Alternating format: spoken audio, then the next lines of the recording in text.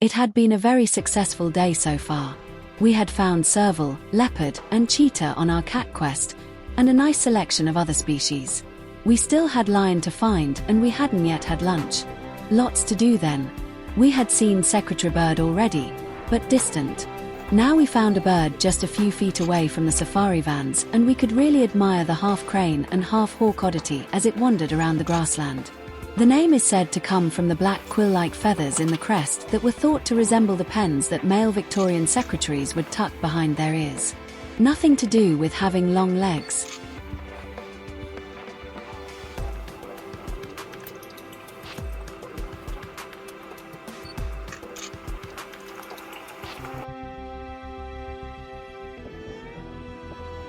Our first common elands.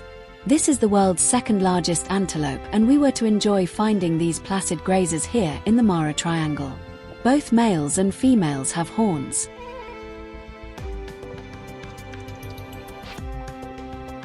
This dark chanting goshawk had caught a snake. Strangely, this was to be the only snake we would see in our trip to Kenya, although it wasn't identifiable or tickable in this condition. The bird was clearly enjoying it though.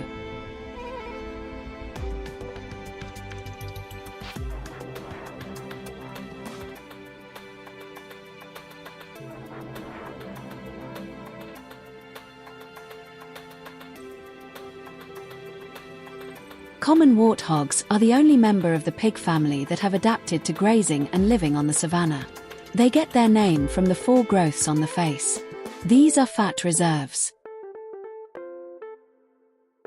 The day would not be complete without a lilac-breasted roller or ten. This was a ubiquitous bird, and so we tended to disregard it, a shame for such a beautiful one.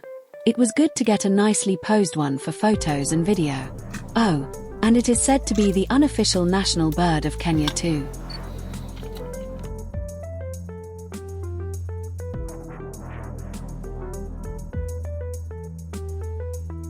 Black-winged kites were pretty much the most common raptor species.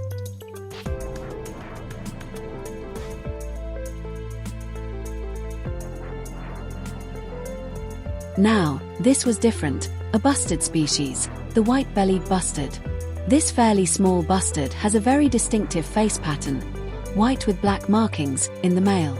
We would see, later, that the female is rather plainer. This one put on a good show, wandering the grassland with its rocking gait.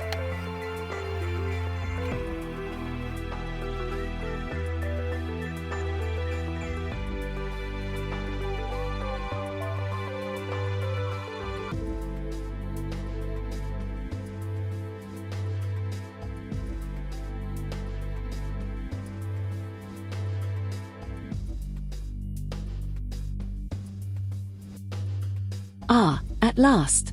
We'd been looking for common ostrich without much luck, but here was a pair. The male with red neck and legs and a black back strutted past. The female, all brown, followed after. It would have been sad to miss out on seeing ostrich when in the Maasai Mara. We had been heading for a particular spot for lunch, known as the picnic tree.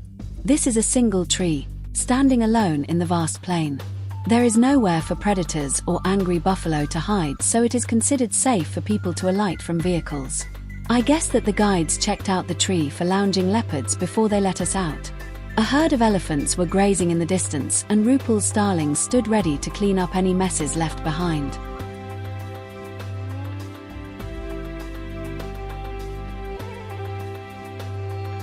Redneck spurfowl were also present. I really don't know exactly what this one was worrying at. It didn't look very appetizing.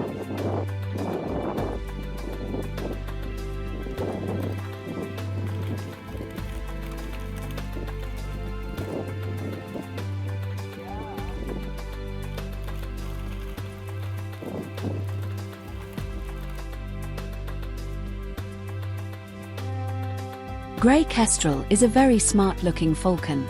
This one seemed to have caught a large insect, possibly a grasshopper, which it proceeded to devour while we watched.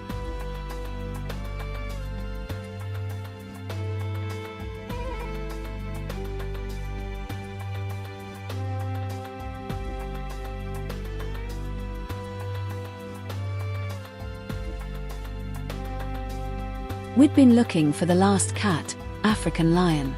They are perhaps the most visible of the big cats, so we were surprised not to have come across one yet.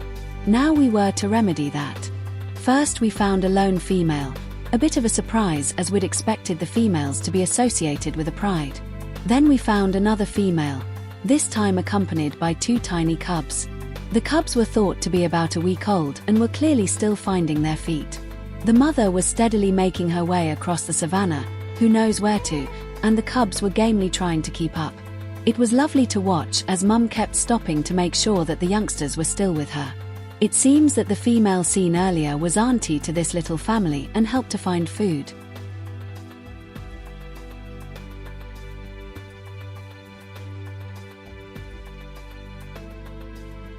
We were destined not to see a male lion, but the charming cubs made up for that.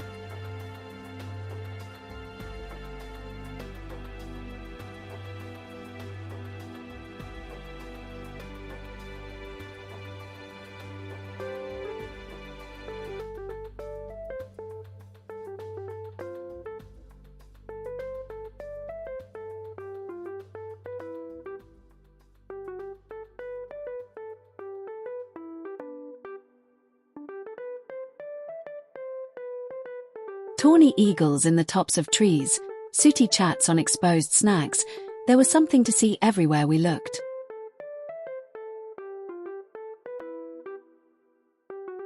Not least our second bustard species of the day, the black-bellied bustard.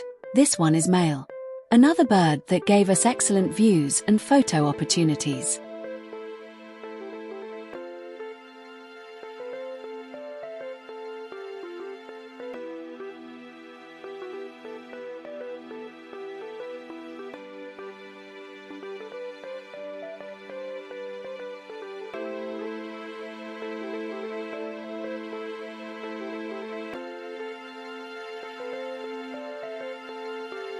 We also found the much plainer-looking female black-bellied bustard close by.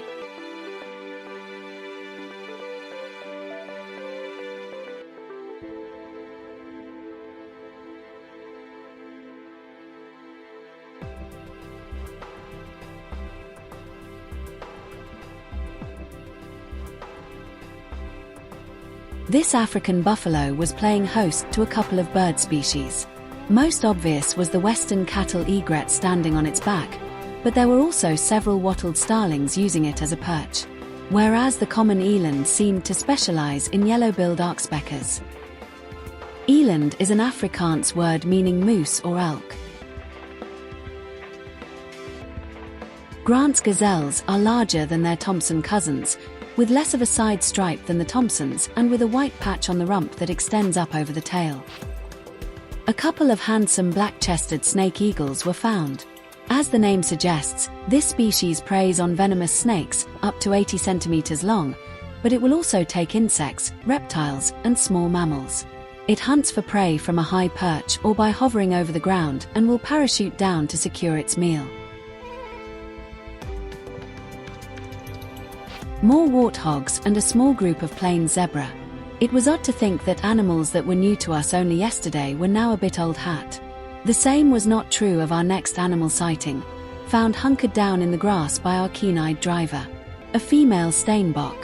These small antelopes typically lie low in vegetation at the first sight of a predator, so maybe it was the 2 big green metal things that had alarmed her.